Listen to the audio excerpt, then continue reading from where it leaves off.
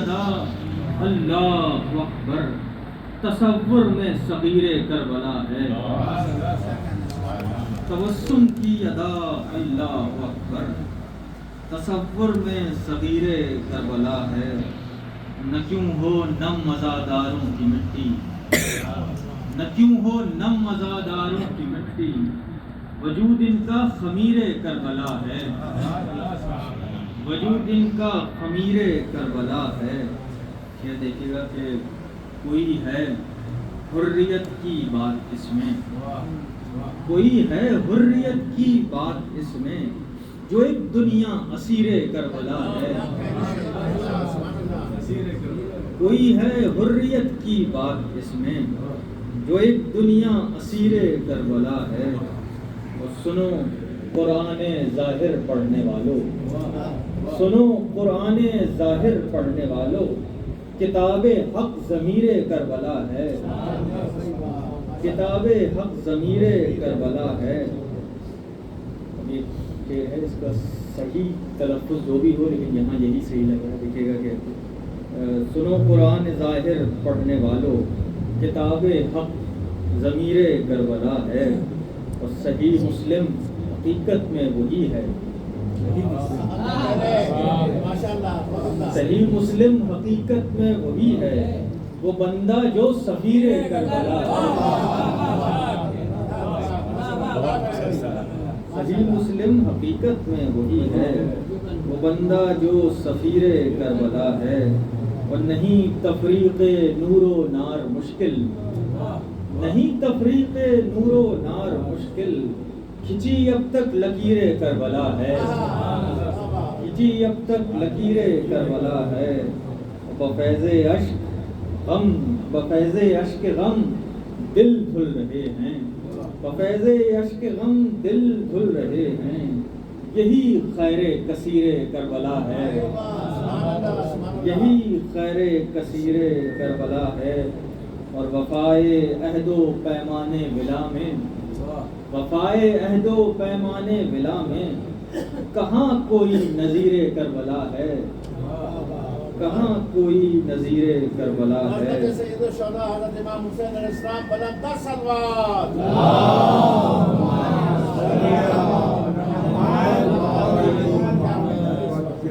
آخر سے دیکھیے گا کہ 72 ہیں سپاہی کربلا کے، 72 ہیں سپاہی کربلا کے، سخی عباس میر کربلا ہے، سخی عباس میر کربلا ہے۔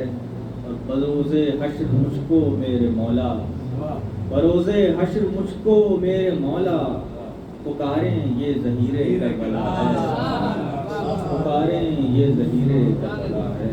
ایک سال بات کر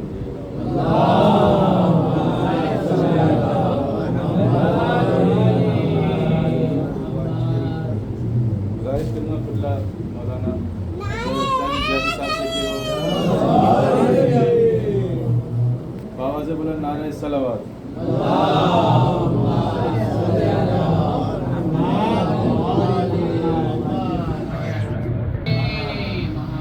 أعوذ بالله السميع العليم من الشيطان الرجيم، بسم الله الرحمن الرحيم، الحمد لله رب العالمين، الصلاة والسلام على سيدنا ونبينا أبي القاسم محمد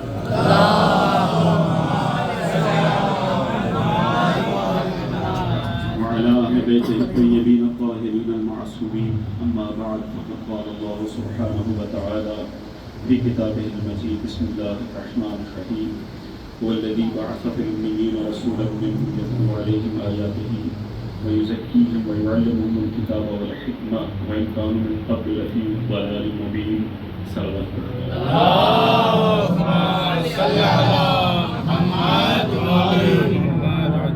خدا مہربان کے ممنون احسان ہے جس نے ہمیں یہ توفیق اور فرصت عنایت فرمائی کہ ذکر محمد و آل محمد میں زندگی کے کچھ لمحے، کچھ اوقات بسر کریں۔ باللہ اس ذکر کا اہتمام جن احباب کی جانب سے، جس خاندان کی جانب سے کیا گیا ہے، اسے اپنی بارگاہ میں شرف قبولیت عنایت فرما۔ اس ذکر کو ان کی اور ہماری زندگی کی بہترین عبادتوں میں شمار فرما۔ پروردگار جو واسطہ محمد و آل محمد علیہ الصلوۃ والسلام کا صاحبان فرش اعضا اس اعضا کا اہتمام کرنے والے خاندان کو شرور و آفات و بلیات و حوادث زمانہ سے محفوظ فرما، گھر پر اپنی رحمت اور برکت نازل فرما، پروردگار فرش اعضا پر تشریف فرما، مومنین کے قلوب میں جو حاجات ہیں روزگار کے حوالے سے، رزق کے حوالے سے، قرض کے حوالے سے، محکمہ جاتی مشکلات کے حوالے سے، اولاد کے حوالے سے، دوست احباب خاندان والوں کے حوالے سے، جس حوالے سے جو حاجت ہے خزانے غیب سے ان تمام حاجات کو پورا فرما۔ تجھے واسطہ محمد والے محمد علیہ السلام کا دنیا بھر میں جہاں کہیں مسلمانوں کو ظلم و ستم کا نشانہ بنایا جا رہا ہے، ایران، لبنان، یمن، فلسطین، کشمیر، جہاں جہاں بھی جس انداز میں مسلمانوں پر ظلم ڈھائے جا رہے ہیں، مالک ان سب مسلمانوں کی مدد و نصرت فرما۔ ان کے دشمنوں کو، مسلمانوں کے دشمنوں کو، اللہ کے دشمنوں کو دنیا بھر میں ذلیل و رسوا فرما۔ معارف اہل بیت کا بول بالا فرما۔ ہم سب کے قلوب میں، ہماری نسلوں میں، ہمارے خاندانوں میں محبت اہل بیت اور مودت اہل بیت کو جاری و ساری فرما۔ ہمارے مرحومین جو اس دنیا سے رخصت ہو چکے ہیں انہیں جوارح میں معصومین میں جگہ عنایت فرما۔ اور پروردگار تجھے واسطہ محمد والے محمد علیہ السلام کا ہماری دعاؤں کو شرف قبولیت عنایت فرما۔ بار الہ ہماری آخری اور اہم دعا یہ ہے کہ اپنی آخری حجت کو ظہور فرما۔ مل کر ایک مرتبہ صلوات پڑھ لیجیے۔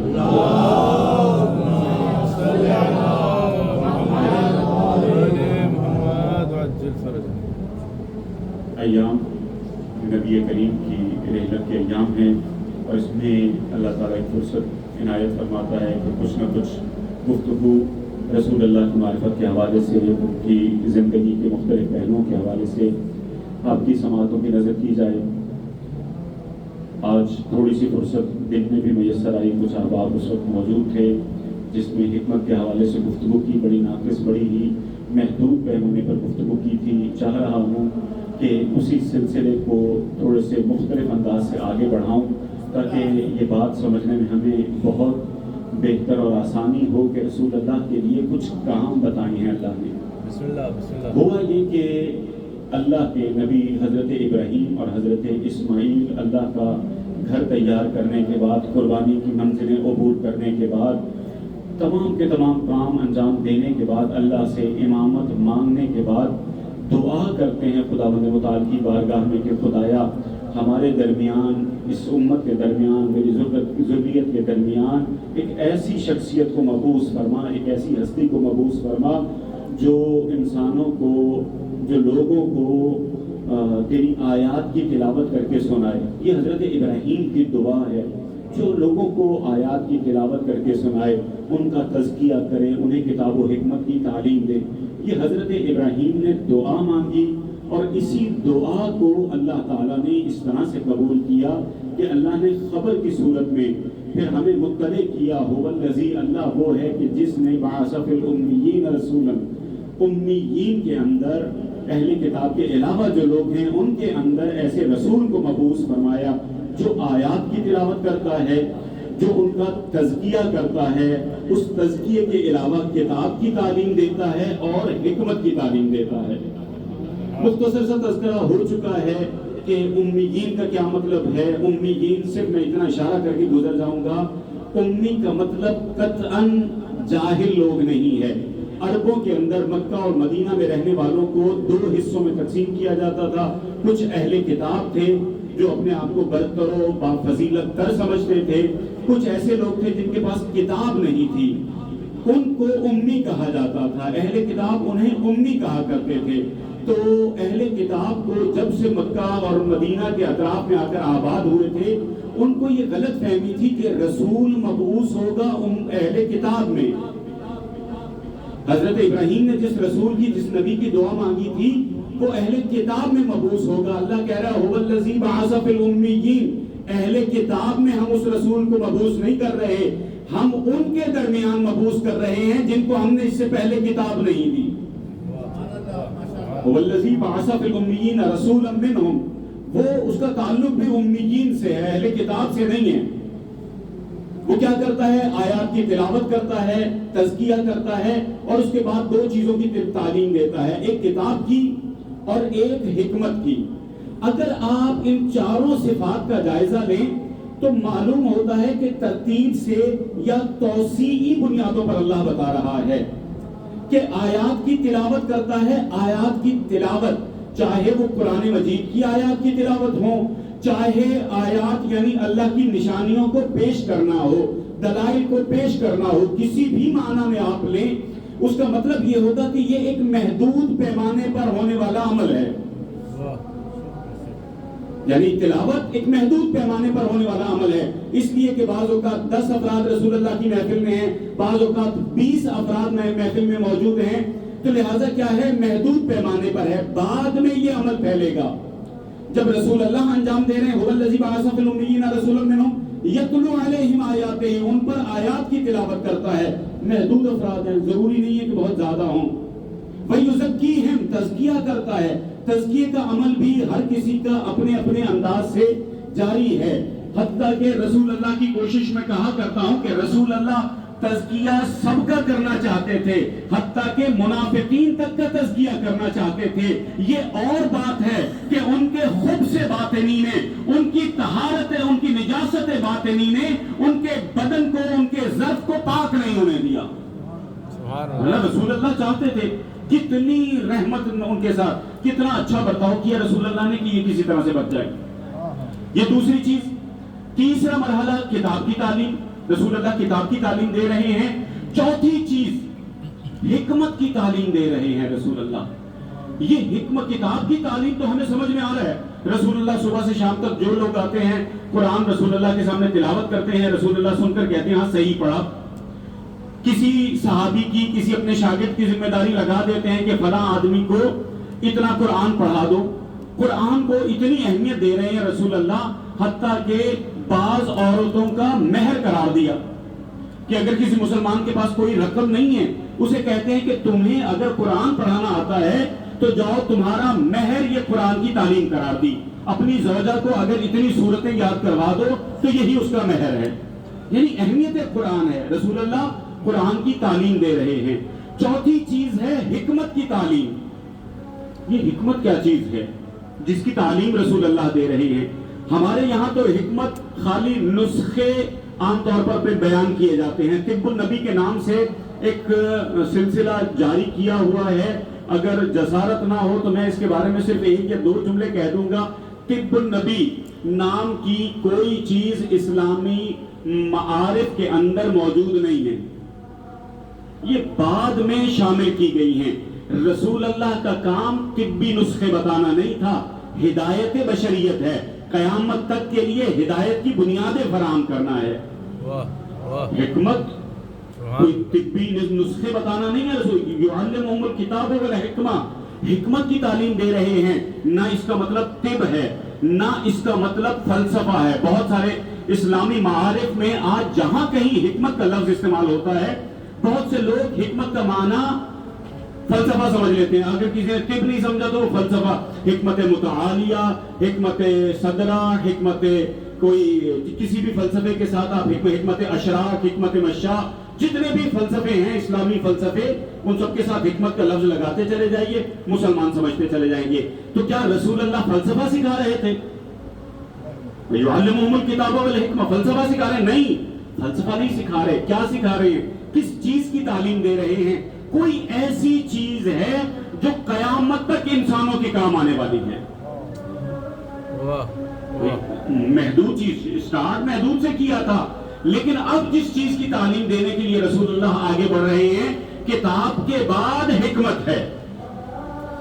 حکمت کی تعلیم. کتاب تو ہمیں ہر جگہ نظر آتی ہے, یہ حکمت کہاں چلی گئی؟ سبحان اللہ. یعنی آیا کوئی ایسی مسلمانوں کے یہاں کتاب موجود ہے جسے ہم کہیں کہ یہ کتاب اللہ ہے؟ وہ تو موجود ہے, سب کو پتا ہے یہ کتاب اللہ ہے, ہر گھر کے اندر موجود ہے, ہر موبائل کے اندر موجود ہے, ہمارے ہر ذرائع ابلاغ کے تمام جگہوں پر موجود ہے.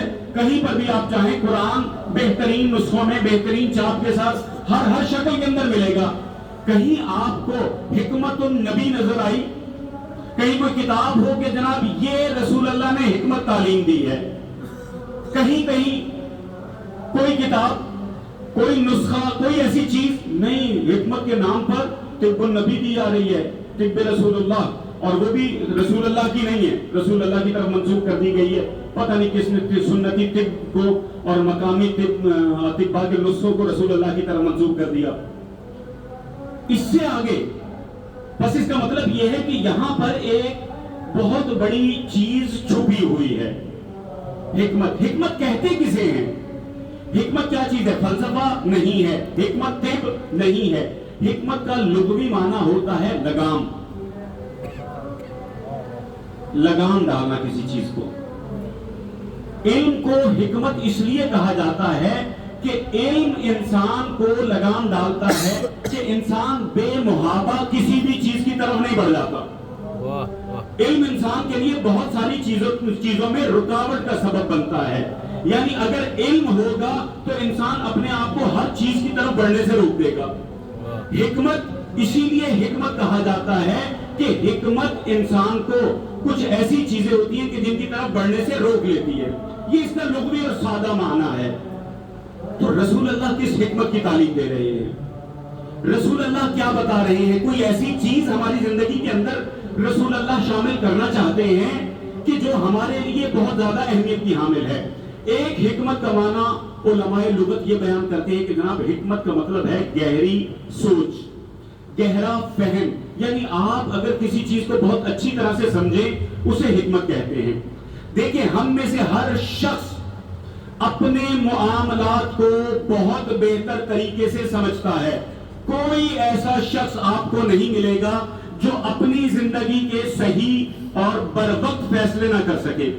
اگر ہمارے خاندان میں، اگر ہمارے بچوں میں، اگر ہمارے بہن بھائیوں میں آپ کو کوئی ایسا انسان نظر آئے جو اپنی زندگی کے صحیح فیصلے نہ کر سکے تو معاشرہ اس کے بارے میں کہتا ہے کہ یہ احمق انسان ہے.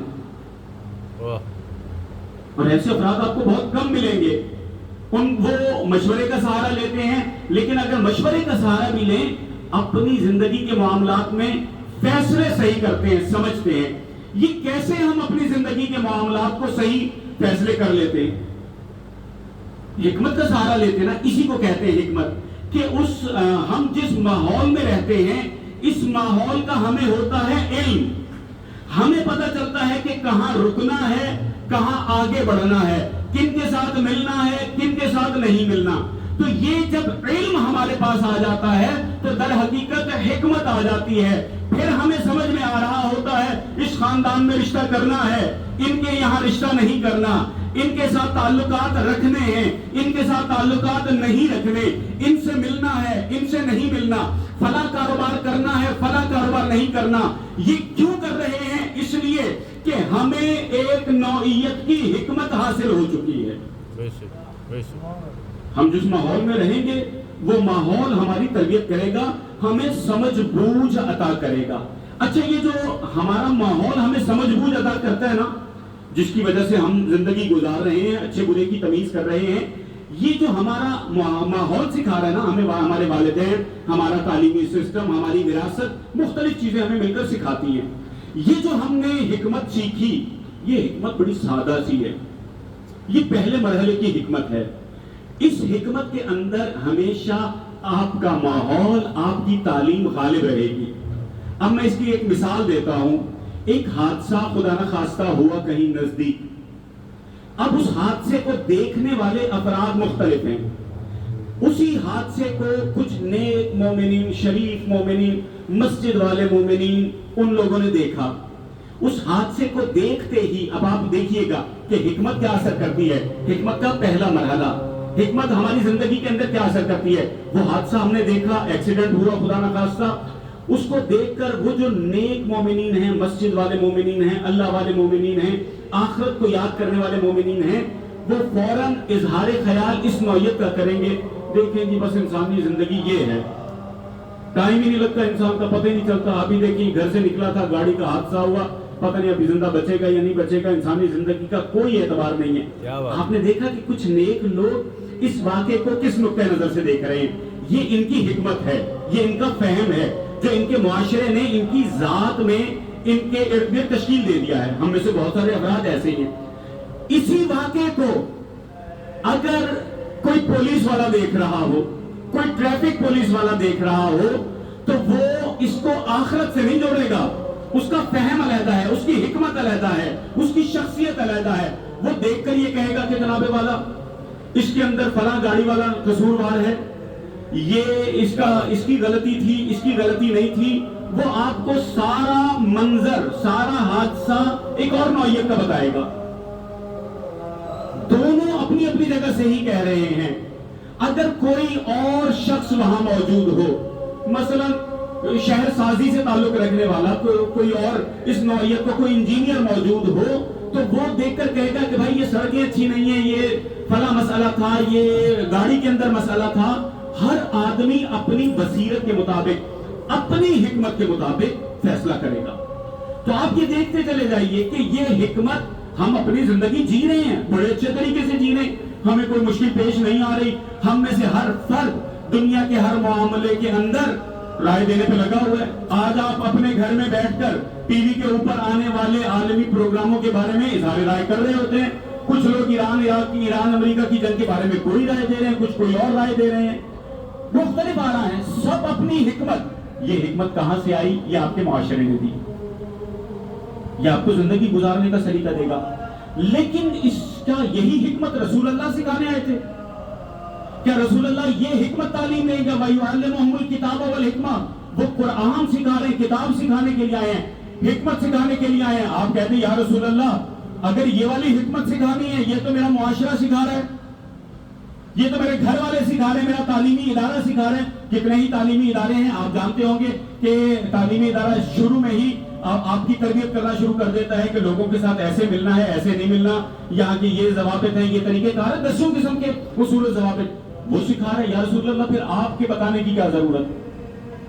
تو حکمت کا تقاضا یہ ہے کہ رسول اللہ پھر کون سی حکمت کی تعلیم دے رہے ہیں؟ رسول اللہ کیا قرآن کی تعلیم دینا ہی حکمت ہے؟ اس لیے کہ قرآن کو بھی اللہ نے کہا ہے یاسین والقرآن الحکیم، قرآن حکمت والا ہے، قرآن بھی حکمت والا ہے. تو کیا قرآن مجید کی تعلیم دے رہے ہیں رسول اللہ؟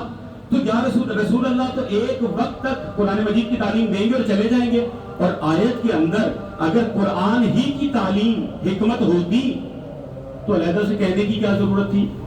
اللہ جو بہترین کلام نازل کرنے والا ہے ایک لفظ اضافی نہیں کہتا. بہترین کلام ہے، معجزہ کلام ہے. یہ جب اس قسم کی نوعیت کی گفتگو کرے گا، قرآن مجید کے اندر کہے گا کہ یعلمہم الکتاب، وہ کتاب سکھاتا ہے اور حکمت. کہ یہ کون سی حکمت ہے؟ کیا یہی حکمت علمی ہے کہ ہمیں قرآن مجید کی آیات اور قرآن مجید کے مختلف پہلو سکھا دیے جائیں؟ یہ حکمت ہو جائے گی کیا کافی؟ یا عملی کام سکھا دیے جائیں، شریعت سکھا دی جائے ہمیں؟ تو کیا یہ حکمت ہے کہ ہم نماز پڑھیں، ہم روزہ رکھیں؟ یہ شریعت ہے. وَيُعَلِّمُهُمُ الْكِتَابَ وَالْحِکْمَةَ. تو اس کا مطلب یہ ہے کہ حکمت اس سے بالا تر کوئی چیز ہے، یعنی قرآن کی تعلیمات سے بالا تر کوئی چیز ہے. اچھا ایسا نہیں ہے کہ ابھی ایک مرتبہ صلوات پڑھیے گا اللہم صلی علی محمد وآل محمد. اگر آپ کو زحمت نہ ہو اور کسی قسم کے کوئی ڈسٹربنس محسوس نہ کریں تو تھوڑا سا آگے تشریف لے آئیں تاکہ بعد میں آنے والے مومنین بھی شریک ذکر ہو سکے. صلوات پڑھتے ہوئے اللہم صلی علی محمد وآل محمد. تو یہ حکمت ہے کیا؟ حکمت کو اگر پہلے معنی میں لیا جائے، سمجھ بوجھ کے معنی میں، سمجھ بوجھ کے کچھ معیارات ایسے ہیں کہ جہاں پر اس کو عرفاء بھی بیان کرتے ہیں. حکمت علمی ہے، حکمت عملی ہے، حکمت حقیقی ہے، مختلف طبقات بیان کیے گئے ہیں. میں اس کو سادہ کر دوں. مثلا حضرت لقمان حکیم، اللہ تعالیٰ نے ان کو حکمت عطا کی. آج بھی ہم حضرت لقمان حکیم کہتے ہیں اور یہ ہماری قوم کا اس پہ سر پیٹنے کو دل کرتا ہے کہ کتنے ہی لوگ حضرت لقمان کے نسخے دکانوں کے اوپر بیچ رہے ہوتے ہیں. یہ حضرت لقمان کا نسخہ ہے، یہ حضرت لقمان کی چائے ہے، یہ حضرت لقمان نے فلاں بیماری کے لیے کہا تھا. بھائی حضرت لقمان یہ والے حکیم نہیں تھے. حضرت لقمان اللہ والے حکیم تھے، صاحب حکمت تھے. وہ صاحب حکمت کیسے ہیں. اب حضرت لقمان کی حکمت کے میں چند نمونوں کی طرف, اللہ کی طرف انہوں نے اپنے بیٹے کو وصیتیں کی. حضرت لقمان کے نام پہ پوری سورت موجود ہے, تقریباً 10 کے قریب بڑی اہم وصیتیں ہیں. لیکن میں حضرت لقمان کی حکمت کا ایک نمونہ بتاتا ہوں کہ وہ ایک ایسی چیز کی طرف آپ کی رہنمائی کر رہے ہیں, ایسے اصول کی طرف کہ اس اصول کے ذریعے سے ہماری زندگی بڑی اچھی ہو جائے گی. مثلا حضرت لقمان اپنے بیٹے سے کہتے ہیں, یہ حدیث ہے, حدیث کے جملے ہیں, اس کا جو پہلا حصہ ہے اس کو علماء تسلیم نہیں کرتے, لیکن چونکہ حدیث کے اندر ذکر ہوا ہے میں بالکل ویسے ہی ذکر کر دیتا ہوں. حضرت لقمان اپنے بیٹے سے کہتے ہیں کہ بیٹا میں تقریباً, حضرت لقمان چونکہ بنی اسرائیل میں رہے ہیں, تھے افریقہ کے, لیکن افریقہ سے مصر, سوڈان سے مصر میں آئے, مصر سے فلسطین میں آئے, پھر بنی اسرائیل میں زندگی گزاری, طویل زندگی گزاری. اس حدیث کے مطابق حضرت لقمان اپنے بیٹے سے کہتے ہیں بیٹا میں تقریباً 400 انبیاء کی صحبت کا شرف مجھے حاصل ہوا, 400 انبیاء کی صحبت کا شرف حاصل ہوا ہے, ان کے ساتھ رہا ہوں. 400 انبیاء کے ساتھ رہنے کے بعد میں نے 4 باتیں سیکھی ہیں. یہ حکمت کی ایک نوعیت ہے. اب آپ اس میں دیکھیے گا کہ 400 انبیاء کے ساتھ رہنے کے بعد میں نے کچھ حکمتیں سیکھی ہیں, کچھ 4 باتیں سیکھی ہیں. وہ 4 باتیں کیا ہیں؟ پہلی بات یہ ہے کہ بیٹا جب کبھی اللہ کی عبادت کے لیے کھڑے ہو, نماز کے لیے کھڑے ہو, تو اپنے دل کو کنٹرول میں رکھو, قلب کو اپنے اختیار میں رکھو, یعنی اللہ کی طرف لگائے رکھو. ان 4 چیزوں کی طرف بڑی توجہ کیجیے گا, بڑی دلچسپ چیزیں. یعنی عبادت کے لیے کھڑے ہو رہے ہو, اللہ کی بارگاہ میں کھڑے ہو رہے ہو, تو دل تمہارا اللہ کے اختیار میں, تمہارے اپنے کنٹرول میں ہونا چاہیے, کہ جس کام کے لیے کھڑے ہو وہ دل تمہارے اختیار میں ہونا چاہیے. اگر کبھی تم کسی دسترخوان پر بیٹھ گئے ہو تو تمہارا حلق, تمہارا دہن تمہارے اختیار میں ہونا چاہیے. تو جملے دیکھیے گا, حکمت کی باتیں, کہ تمہارا حلق, تمہارا دہن تمہارے اختیار میں ہونا چاہیے.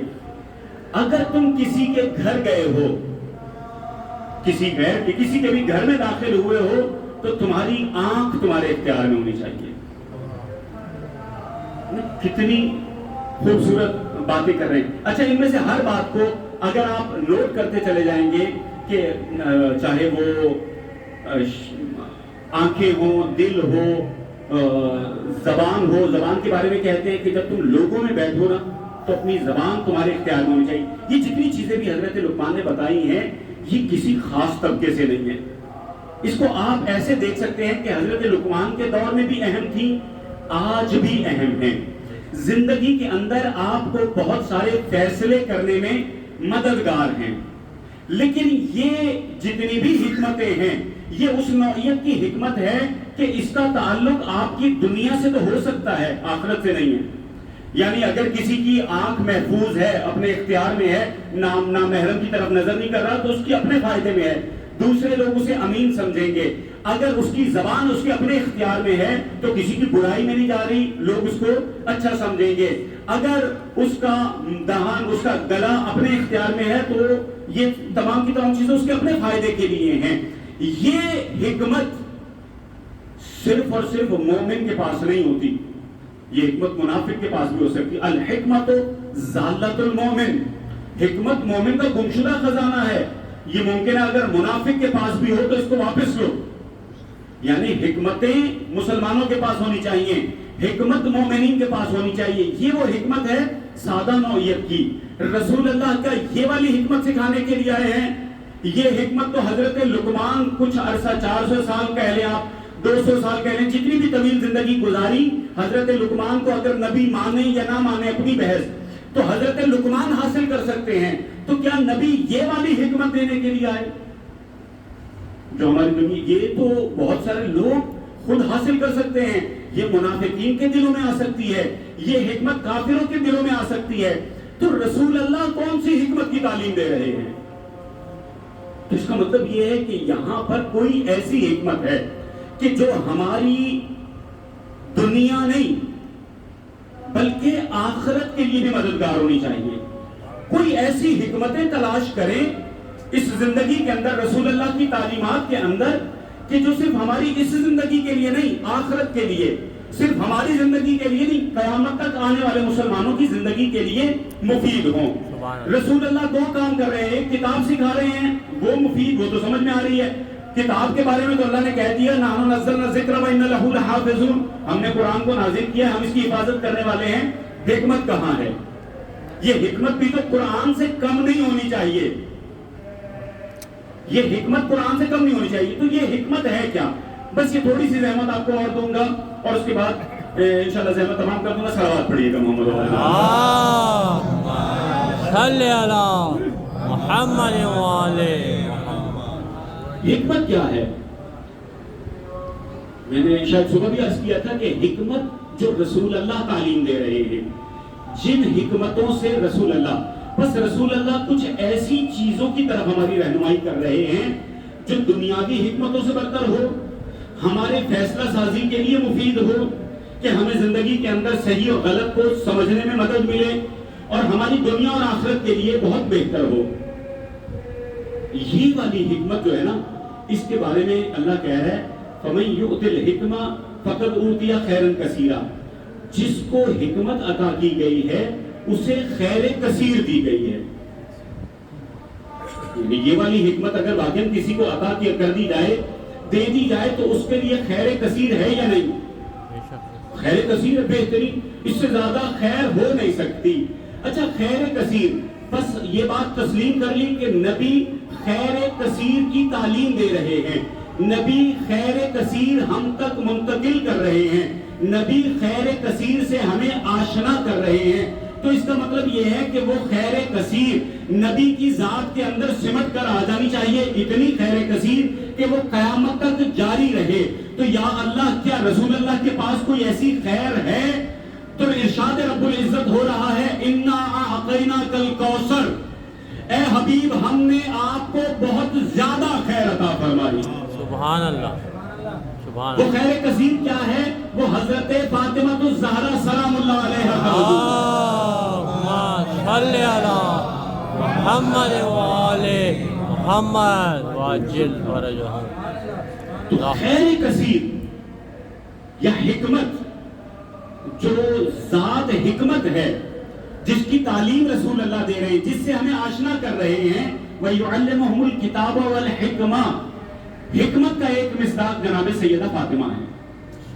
اور ایک مقام پر ارشاد فرماتے ہیں نبی کریم کہ انا دار الحکمہ وعلی بابوہا، میں حکمت کا گھر ہوں اور علی اس کا دروازہ ہے۔ امام حسن کے بارے میں، تمام ائمہ کے بارے میں اس نوعیت کی احادیث ہیں، گویا بتانا یہ چاہ رہے ہیں کہ دیکھو تمہاری تعلیم کے لیے جب کہیں تم زندگی کے اندر کتاب خدا سے، قرآن مجید سے استفادہ کرو گے اور اس کے ذریعے سے ہدایت پاؤ گے، اتنی ہی ہدایت تمہیں خاندان اہل بیت سے ملے گی۔ اسی حکمت کو الفاظ بدل کر جب رسول اللہ اس دنیا سے جانے لگتے ہیں تو یہ کہہ کر جاتے ہیں انی تارکن فیکم الثقلین، کتاب اللہ ہے وعطرتی، میں اس دنیا سے جا رہا ہوں اور تمہارے درمیان 2 چیزیں چھوڑ کر جا رہا ہوں، ایک کتاب خدا، ایک عطرت۔ رسول اللہ نے ساری زندگی 2 چیزوں کی تعلیم دی، ایک کتاب خدا، دوسری حکمت۔ اسی حکمت کا نام بدل کر رسول اللہ نے حدیث میں عطرت بیان کر دیا۔ سبحان اللہ، صلوات پڑھیے محمد صلی علی محمد وعلی۔ تو یہ عطرت در حقیقت وہی حکمت ہے، یعنی قیامت تک آنے والے مسلمانوں کو رسول اللہ یہ بتا کر جا رہے ہیں کہ اپنے اعمال کو، دنیا و آخرت کے اعمال کو اگر یہ پرکھنا ہو کہ کون سا عمل میرا دنیا و آخرت میں میرے لیے مفید ہے، تمہیں زیادہ زحمت کرنے کی ضرورت نہیں ہے، بس کوشش یہ کرنا کہ اپنے عمل کو محمد و آل محمد کے عمل کے مطابق کر لینا، تو تمہارا عمل حکمت کے مطابق ہو جائے گا۔ پھر تمہیں یہ پوچھنے کی ضرورت نہیں ہوگی کہ امام حسن نے سلو کیوں کی اور امام حسین نے جنگ کیوں کی۔ اگر امام حسن سلو کر رہے ہیں تو وہ بھی حکمت کے عین مطابق ہے، امام حسین اگر جنگ کر رہے ہیں تو وہ بھی حکمت کے عین مطابق ہے۔ सलावत पढ़िए। अल्लाहुम्मा सल्ली अला मुहम्मद व आले। ये है अजीम हिकमत, अल्लाह की ज़ात के अंदर सिमटी हुई वो हिकमत कि जिसे रसूल अल्लाह हमेशा अपनी ज़िंदगी के अंदर मुख्तलिफ मौक़े पर तारुफ करवाते रहे। दर हकीकत उम्मत को बताना ये था कि देखो कभी भी तुम्हारा अमल अहले बैत के अमल से अलहदा ना हो। तुमने जो ज़िंदगी गुजारनी है वो अहले बैत के मुताबिक ज़िंदगी गुजारनी है। इसीलिए बार बार कभी उसवे हसना करार दिया जा रहा है अहले बैत को, कभी अहले बैत को सफीने निजात करार दिया जा रहा है, कभी अहले बैत को चिरागे हिदायत करार दिया जा रहा है। ये सब बातें किस बात की तरफ इशारा है कि तुम्हारी ज़िंदगी सिरात मुस्तकीम इसी तरफ है। बेशक ख़ानदान अहले बैत के साथ अपने आप को जोड़ कर रखना है, उनके साथ ज़िंदगी गुजारनी है। लेकिन उम्मत ने हिकमत के इस सरचश्मे के साथ वो सलूक किया कि बाज़ रिवायात और बाज़ अक़वाल के मुताबिक कि अगर रसूल अल्लाह ये वसीयत करके जाते कि मेरे बाद मेरी इतरत मेरे अहले बैत के साथ बुरा सलूक करना, तो शायद उम्मत इतना बुरा सलूक ना कर पाती। जितना रसूल अल्लाह ने अहले बैत कहकर उम्मत को तज़क्कुर दिया है, उम्मत की तवज्जो दिलाई है, उम्मत को याद दहानी करवाई है कि मेरे अहले बैत के साथ अच्छा सलूक करना, लेकिन उम्मत ने किस हस्ती के साथ बेहतर सलूक किया है। इमाम हसन मुज्तबा की मज़लूमियत एक बड़ा वसी बाब है। यानी इमाम हसन वो हस्ती हैं कि जिनके लिए सबसे मज़लूमियत ये है कि इमाम को सुलह करनी पड़ी, अपने हाथों से अपना हक़ के खिलाफत किसी के सुपुर्द करना पड़ा। ये मज़लूमियत है इमाम हसन की। इस कायनात के अंदर इमाम हसन से उस वक्त अफजल कोई ज़ात मौजूद ही नहीं थी, लेकिन इमाम मजबूर हैं उम्मत की वजह से। इमाम हसन, आपको एक वाक़या सुनाता हूँ, मसाइल उसी छोटे से वाक़े के अंदर हैं। इमाम हसन रसूल अल्लाह की शबी थे, इमाम हसन अमीरुल मोमिनीन की शबी थे। एक मरतबा इमाम हसन मक्के कूफे के अंदर मौजूद थे, अमीरुल मोमिनीन बीमार हो गए। अमीरुल मोमिनीन बीमार हुए तो मौला ने इमाम हसन से कहा, आपने बचपन का वाक़या तो सुना होगा कि बचपन में पूरे कुरान की तिलावत, ये जो आयतें नाजिल होती थी, इमाम हसन घर में आकर सुनाया करते थे। लेकिन ये बचपन की बात है। बड़े होकर एक मरतबा खिलाफत के दौरान इमाम अली की तबीयत नासाज थी कि खुतबा देने की ताकत और तवानाई इमाम ने महसूस नहीं की।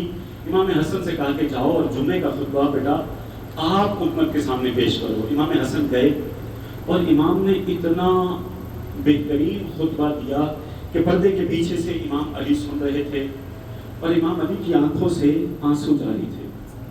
जब इमाम खुतबा देकर आए तो इमाम ने गले लगाया। उम्मत ये कह रही थी, ऐसे लग रहा था कि गोया कि खुद अली खुतबा दे रहे हैं। कोई कह रहा था कि ऐसे लग रहा था रसूल अल्लाह खुतबा दे रहे हैं।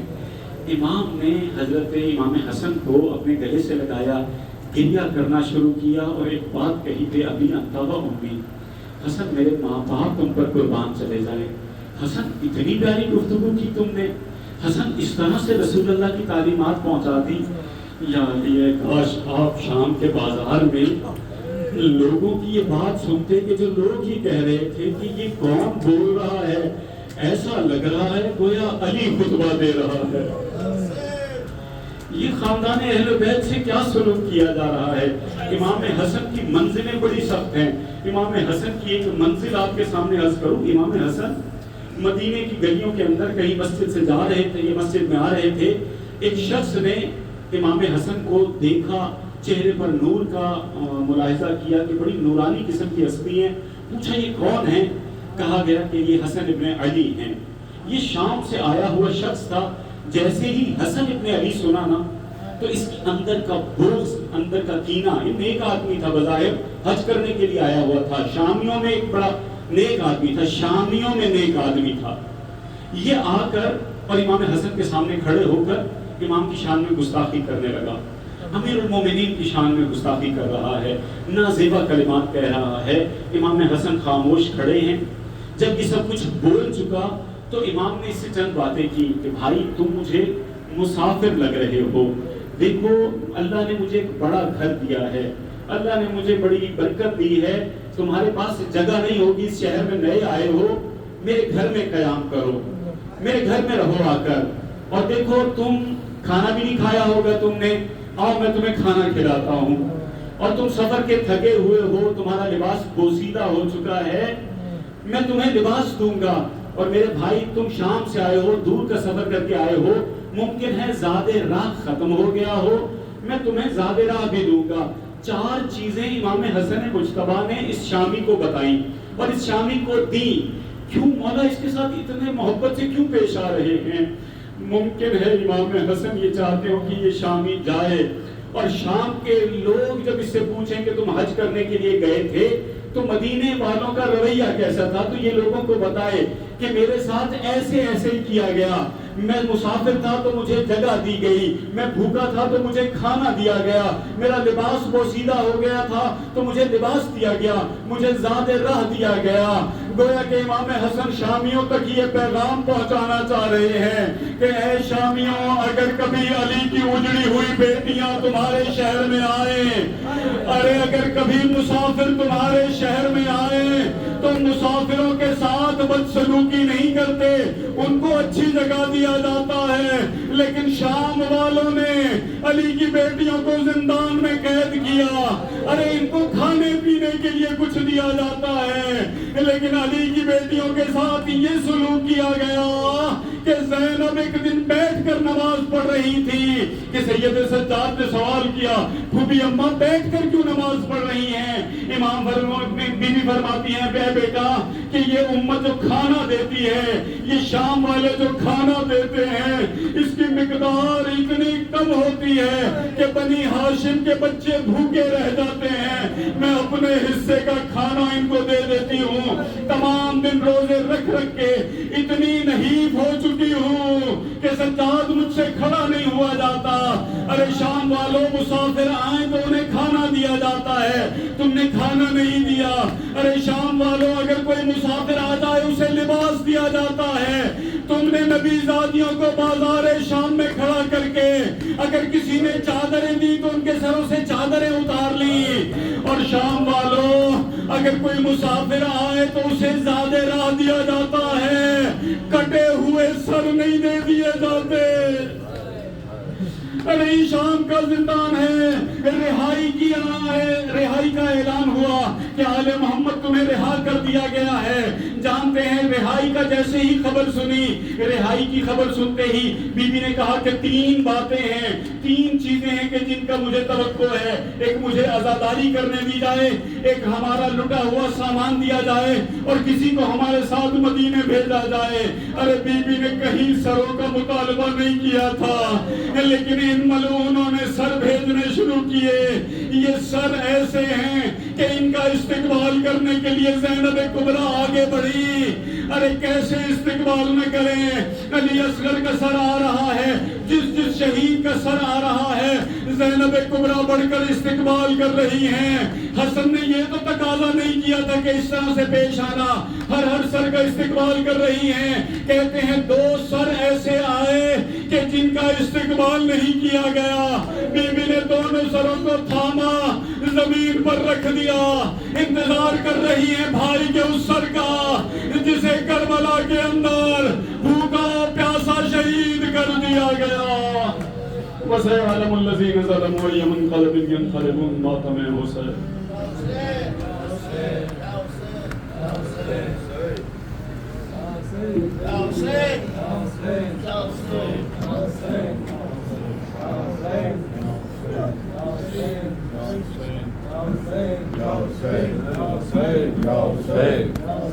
یا حسین,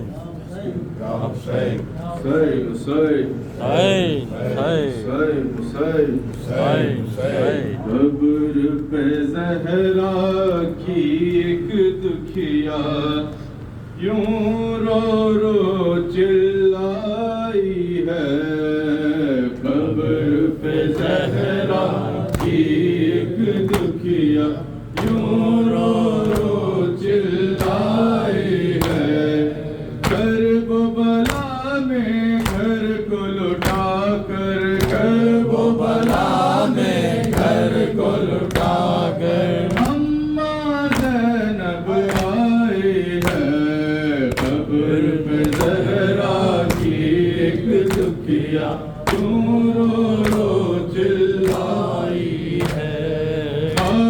سے اٹھو دل کو سنبھالو، قبر سے اٹھو دل کو سنبھالو، بیٹی کی فریاد سنو، قبر سے اٹھو دل کو سنبھالو، بیٹی کی فریاد سنو، جو کچھ گزری کرب و بلا میں، جو کچھ گزری کرب و بلا میں، اس کو سنانے آئی ہے اماں زینب آئی ہے، قبر پہ زہرا کی ایک تکیہ یوں رو رو چلائی ہے، خون بھرا بے شیر کا کرتا، خون بھرا بے شیر کا کرتا، آئی کبو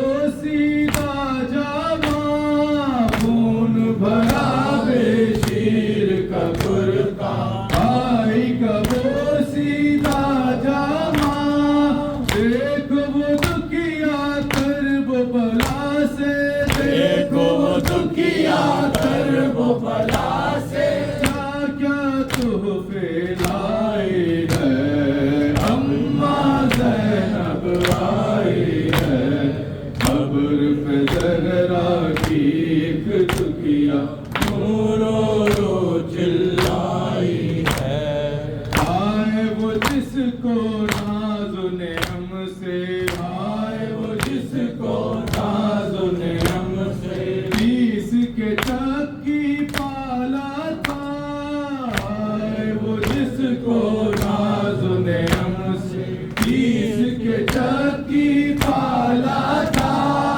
آج تمہاری وہ شہزادی، آج تمہاری وہ شہزادی، بے بس ہے دکھ پائی ہے اماں زینب آئی ہے، قبر پہ زہرا کی ایک تکیہ یوں رو رو چلائی ہے، آئے وہ اکبر آئے وہ اصغر، آئے وہ اکبر آئے وہ اصغر، آئے وہ قاسم آئے حسین، آئے وہ اکبر آئے وہ اصغر، آئے وہ قاسم آئے حسین، کس کس کا تم حال سنو گی، کس کس کا تم حال سنو گی، سب کی سنانی لائی ہے اماں زینب آئی ہے، قبر پہ زہرا کی ایک تکیہ یوں رو رو چلائی ہے، ہم تو شام سے چھوٹ کے آئے، ہم تو شام سے چھوٹ کے آئے، والی سکینہ نہ سکی، ہم تو شام سے چھوٹ کے آئے، والی سکینہ نہ سکی، آئے لحد میں آج بھی تنہا، آئے لحد میں آج بھی تنہا، آپ کی وہ شہدائی ہے اماں زینب آئی ہے، قبر پہ زہرا کی ایک تکیہ یوں رو رو چلائی ہے، قبر پہ زہرا کی ایک تکیہ یوں رو رو چلائی ہے، حسین حسین حسین حسین حسین حسین حسین حسین حسین حسین حسین حسین